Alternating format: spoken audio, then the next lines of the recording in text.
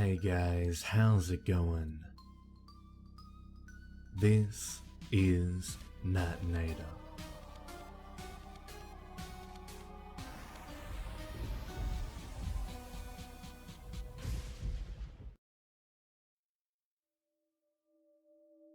My mother loved me.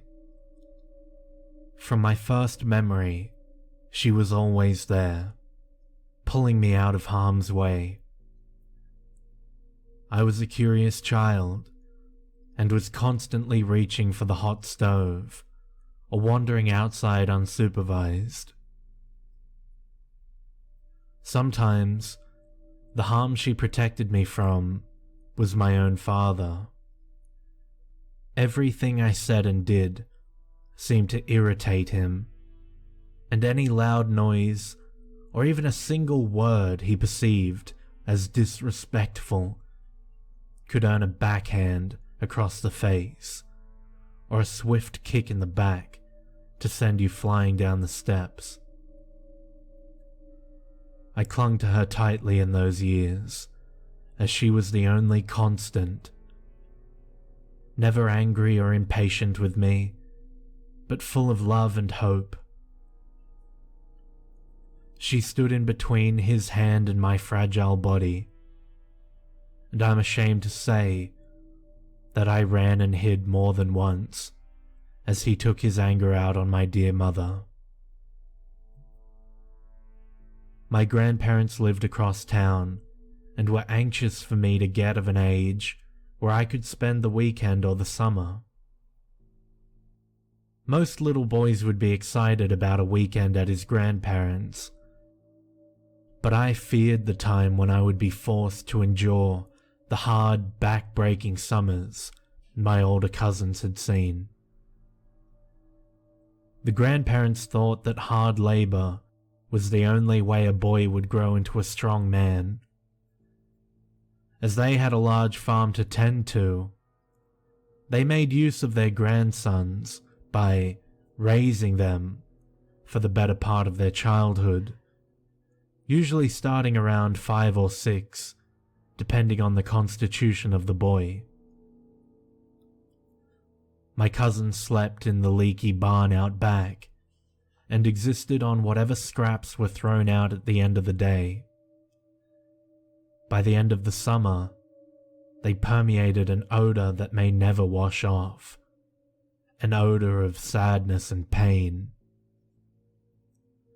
My female cousins lived inside the house, and would never speak of the horrors they endured. Women weren't valued much in my family, except for one thing. When I was barely 5, my mother woke me up in the middle of the night, covering her hand across my mouth and signaling for me to keep quiet.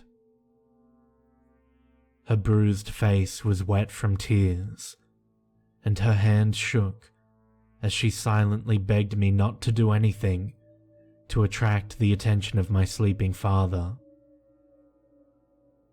Without a sound, we snuck out of the house, taking only my stuffed teddy bear, leaving behind everything I had ever known. My mother and I kept to the back roads as we made our journey across several states to the house on the river where her brother lived. Her brother made his living as a teacher at the small schoolhouse in town, and was a widower with no children of his own. By the time we arrived at his door, we were weak from hunger and exhaustion. My mother hadn't stopped to sleep the whole way, too afraid that my father or his family would catch up with her unaware. My uncle hadn't always lived there. He'd arrived there only a short few months before, and as my mother had not been permitted to keep contact with her family, she knew of his location only by the chance meeting of a distant relative while selling some items in town. Even at my young age, I was able to understand that this meant we were safe They couldn't find us here. Suddenly my world didn't look so bleak and depressing. I would no longer suffer my father's wrath for playing too loudly in the backyard, or getting up to get a drink of water after I was supposed to be asleep. I suppose that given my history, I should have been wary of this new man, but he exuded a calm demeanor, and my natural instincts told me that he would never hurt me. For 2 years, my mother and I lived in peace in my uncle's house by the river. My mother started working at a small shop in town, and I went to school with my uncle. At night, we would eat dinner in the small kitchen and talk about our day. I spent my summers down by the river, fishing or watching the grass grow. I developed a fast friendship with a boy down the road, and we never spent a weekend apart, riding bikes and playing in the woods. It was a sweet time, the best of my childhood memories. But nothing good lasts forever. My mother took ill in the winter I was 7. I was looking forward to Christmas and the break from school, and sleepovers and late night marshmallow roasting. But then my mother was sick, and everyone got sad. It seemed only a week passed where she went from happy and rosy to pale and withdrawn in her bed. On the morning of the parade in town, I begged her to take me. My young mind didn't understand real sickness. I had recovered nicely from the years spent with my father, and was now blessed once again with the innocence and selfishness of youth. Mother pulled herself together, and off we went. She held my hand and bought me caramel popcorn at the stand. We laughed and giggled for a few minutes. She appeared healthy and whole again. Then she fell. Right there at the parade in front of everyone, my sweet, wonderful mother, who always protected me, fell to the pavement, and I only stared in confusion. My mother was rushed to the hospital in the next town, and I squeezed into a corner and cried silently. When the nurses came to me and asked who my father was, what possessed me to utter his name? Why wouldn't I say the name of my quiet uncle, at home at his house on the river? Shock, perhaps, and confusion. I didn't understand that they were asking who to call. No, I answered honestly, and off they went. The nurse pulled me into my mother's room and quietly told me my father and my grandparents were both on the way to claim me. My father to comfort me, and my grandparents to take me back to their farm to stay. What a lucky boy you are, to have so many people who love you.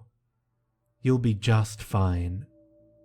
But now, you should stay with your mother for a few minutes and say your goodbyes. They'll be here shortly. Inside, I screamed in terror, wanting to run and hide. Get away. Get away from the miseries that were soon to come. But I couldn't leave my mother. I couldn't leave without saying goodbye.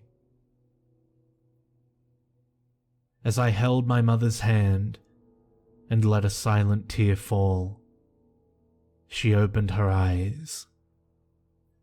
She smiled so sweetly at me and said 2 words before she passed from this world. You're safe.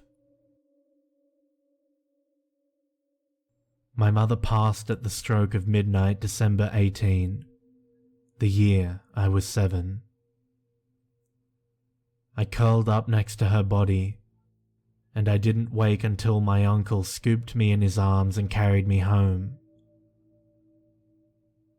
I didn't know that day what had happened to the 2 different cars traveling toward me in the night to take me away to a terrible place. But I knew I was safe because my mother had told me so. I grew up in that house by the river with my sweet, sweet uncle. When I was 10, he met a nice lady from town, and they married and had 2 children of their own. I was raised as another son, and I was always loved and cared for. Although my new aunt could never replace my darling mother, she took care of me throughout my childhood, and never was a word spoken in anger. Never did I sleep in the barn or live on scraps. Never did I have to duck to avoid the fist coming at me in the dark. My first year in college, I became curious about what had happened to change the events that were unfolding in my life on that awful night. I did some research, and this is what I learned. At midnight on December 18, the year I was 7, my father was traveling from one place in his old blue pickup. He'd been working out of town when he received the message that his only son had been found. The pickup was old and in disrepair. Still, it was a surprise that at the stroke of midnight, his truck suddenly swerved into the path of an oncoming semi, killing him instantly. The driver of the semi walked away with barely a scratch. At midnight, on December 18, the year I was 7, my grandparents were traveling from their farm across town in their new car, purchased in the last year with proceeds from the farm, and apparently the prostitution of several of their own granddaughters. They were at home when they received word that their grandson had been found. The car was new and not the cheapest model. Therefore, it was a mystery why at the stroke of midnight, the car suddenly pulled to the right while on a mountain road, causing the car to go through the weak fence and down into the ravine. My grandparents were killed instantly. There were investigations, even into my sweet, calm uncle, as it was found to be a little odd that both of these events should happen at the exact same time my mother passed from this world. My uncle never worried me with it, and the investigators finally gave up, as no one could ever prove how it happened. I know how it happened. My mother told me when she uttered those 2 words, "You're safe."